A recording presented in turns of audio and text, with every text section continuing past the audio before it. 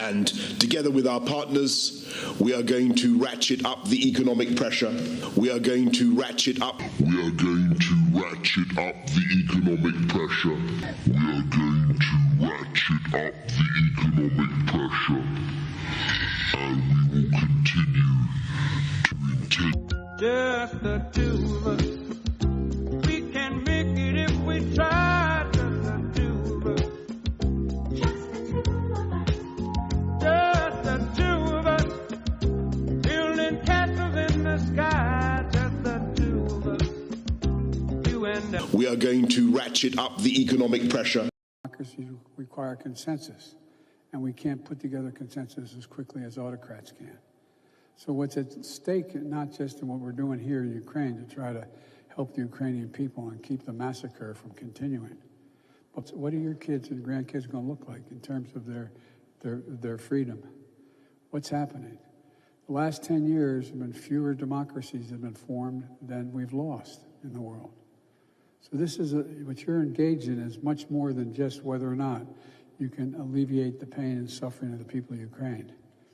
We're in a new phase.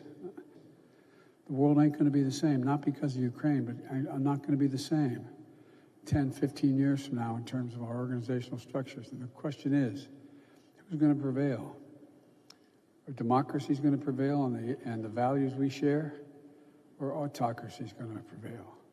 And that's really what's at stake. So what you're doing is consequential, really consequential.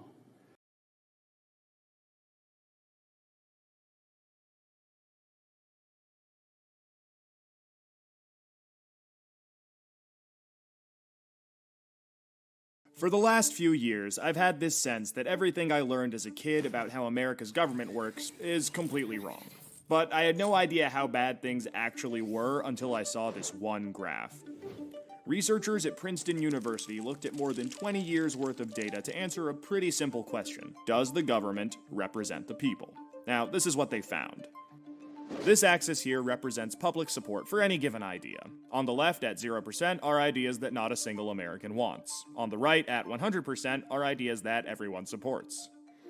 This axis represents the likelihood of Congress passing a law that reflects any of these ideas, from a 0 to a 100% chance. On this graph, an ideal republic would look like this. If 50% of the public supports an idea, there's a 50% chance of it becoming law. If 80% of us support something, there's an 80% chance. You get the idea. Now, most Americans would probably agree that, with a few exceptions, we should be as close to this ideal as possible. Unfortunately, the way America actually works doesn't even come close. Take an idea that nobody supports, literally nobody, and it has about a 30% chance of becoming federal law. Now, take an incredibly popular idea, the most popular idea this country has ever seen, and there's also about a 30% chance of it becoming law. This means that the number of American voters for or against any idea has no impact on the likelihood that Congress will make it law. Put another way, and I'm just going to quote the Princeton study directly here, the preferences of the average American appear to have only a minuscule, near zero, statistically non-significant impact upon public policy. So if you've ever felt like your opinion doesn't matter and that the government doesn't really care what you think, well, you're right. But there's a catch. This flat line only accounts for the bottom 90% of income earners in America. Economic elites, business interests, people who can afford lobbyists, they get their own line. Look at how much closer their line is to the ideal. When they want something, the government is much more likely to do it. And when they don't, they have the power to completely block it from happening, no matter how much the rest of the country supports it.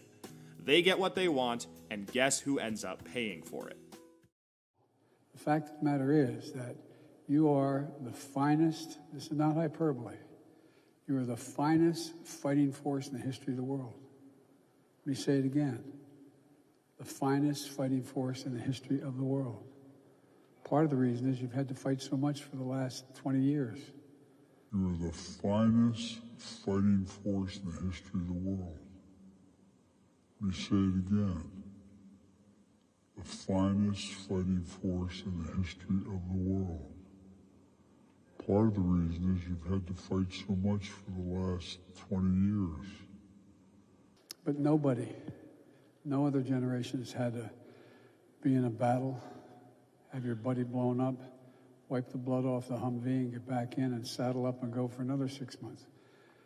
Second time I flew in, I've been in and out of Iraq and Afghanistan about 40 times, 38 times.